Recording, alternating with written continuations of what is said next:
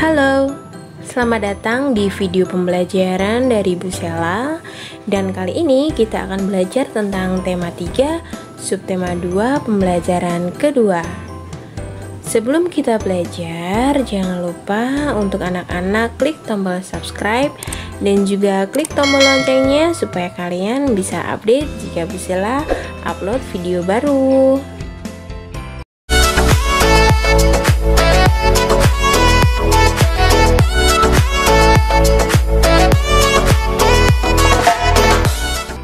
Yang akan kita pelajari di subtema 2 kali ini adalah tentang pentingnya makanan sehat bagi tubuh. Sebelum belajar, Bu Sela mau bertanya dulu nih, dalam satu hari anak-anak bisa makan berapa kali ya?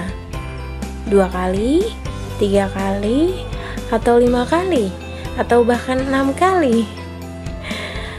Dan anak-anak pernah tidak memperhatikan apa saja yang ada di piring kalian?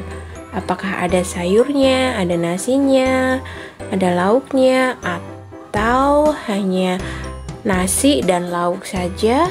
Atau malah anak-anak lebih suka beli jajan seperti sosis goreng, telur gulung, hamburger.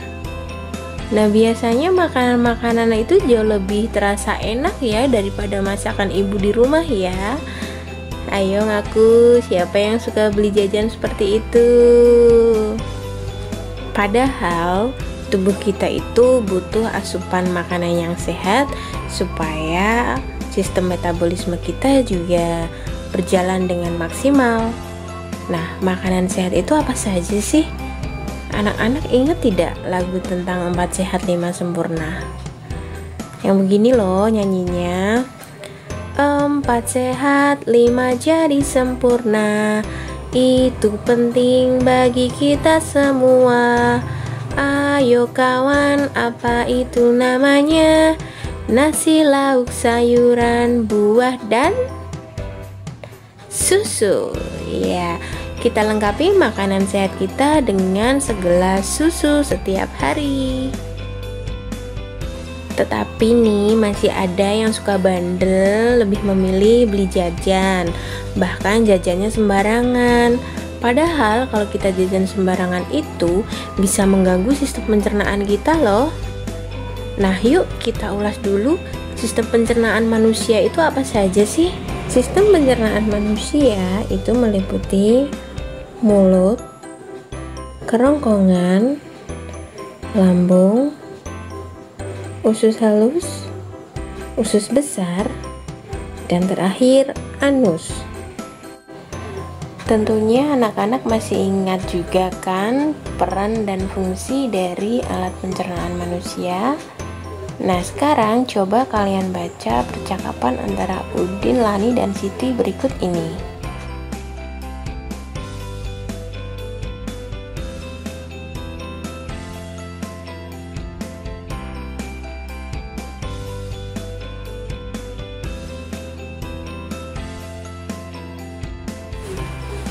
Mereka bertiga sedang membicarakan tentang satu penyakit yang menyerang sistem pencernaan manusia. Di antara anak-anak, saya yakin pernah mengalami yang namanya diare. Nah, kenapa sih orang bisa terkena diare? Apa kalau kita jajan sembarangan bisa menyebabkan diare juga? Nah, coba diskusikan dengan teman kamu atau orang tua kamu apa diare itu dan hal-hal apa saja yang dapat menyebabkan penyakit diare. Catat di buku catatan kamu ya. Sekarang saatnya ayo membaca. Ini ada bacaan tentang diare. Dari sini kalian bisa mendapatkan informasi tentang apa itu diare dan gejala apa saja sih yang menjadi ciri-ciri dari penyakit diare itu. Tentunya ibu atau ayah atau nenek tidak akan tinggal diam jika kita terkena sakit diare. Pertolongan pertama pada diare bisa diberikan supaya kita tidak mengalami dehidrasi. yaitu dengan memberikan cairan Oralit yang bisa kita beli di apotek atau bisa kita buat sendiri dari campuran air, sepucuk garam, dan sepucuk gula. Nah, tentunya anak-anak juga pernah melihat iklan di televisi yang mengangkat tentang obat diare. Kita lihat yuk, iklannya kira-kira seperti ini. Aduh, kan diare. Nih, Entrostop anak. Bila diare, minum Entrostop anak. Dengan bahan herbal, bantu kurangi frekuensi diare. Stop diare dengan Entrostop. Itu tadi adalah contoh dari iklan yang biasa kalian lihat di televisi. Nah, tentunya macam-macam iklan itu banyak sekali dan bisa kalian temukan di media cetak seperti di koran, majalah, tabloid. Nah, bisa juga kalian menemukan iklan di radio ataupun di televisi. Nah, sekarang silahkan kalian analisis iklan tadi, baik dari segi tampilan, segi bahasa, kalimat, dan nanti kalian tuliskan di buku kalian di bawah tugas tentang mencari gejala dari diare tadi mengenai ciri-ciri bahasa iklan yang kalian tangkap dari hasil analisis video dalam video ini. Mengerti kan? Jadi kalian tulis hasil analisis kalian, bahasa yang digunakan dalam iklan anak sekolah tadi yang terkena sakit perut itu bagaimana. Tentunya dalam membuat iklan itu, si pembuat iklan pasti memikirkan kreativitas apa yang akan diangkat sehingga iklan tersebut akan memiliki daya tarik bagi orang yang melihat atau membacanya atau bahkan mendengar. Nah, ada banyak sekali keragaman di Indonesia yang menjadi daya tarik dan biasanya itu diangkat dalam sebuah iklan. Nah, daya tarik itu adalah berupa tarian-tarian contohnya. Nah, pernah melihat tidak iklan di televisi yang ada adegan tarian khas Indonesianya?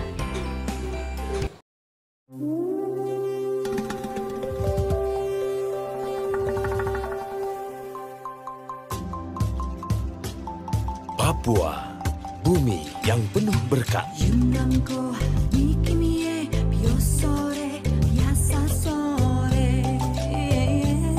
Papua, penuh potensi.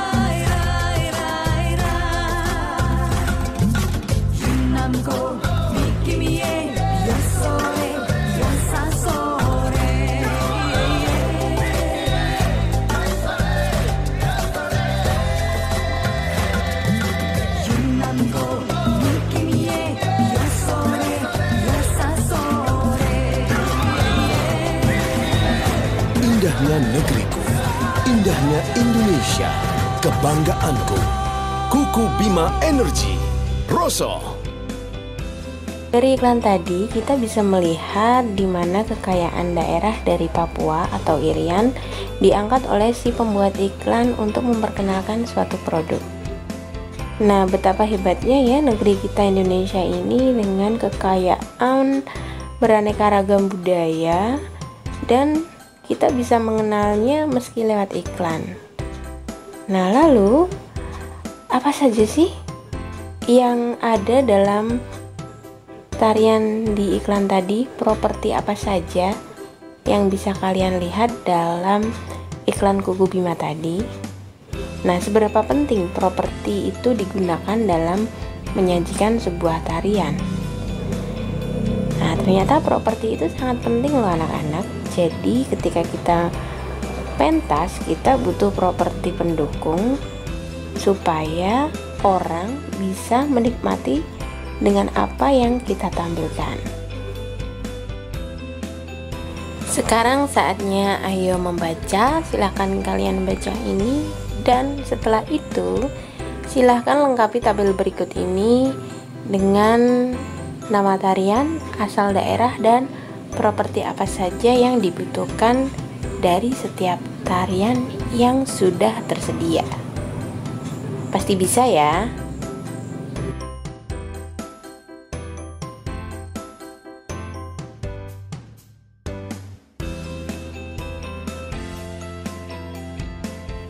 Sampai di sini dulu video pembelajaran dari Bu Sela. Jangan lupa untuk subscribe, like, komen, dan juga klik tombol notifikasinya. Dan kita bertemu lagi di video selanjutnya. Terima kasih.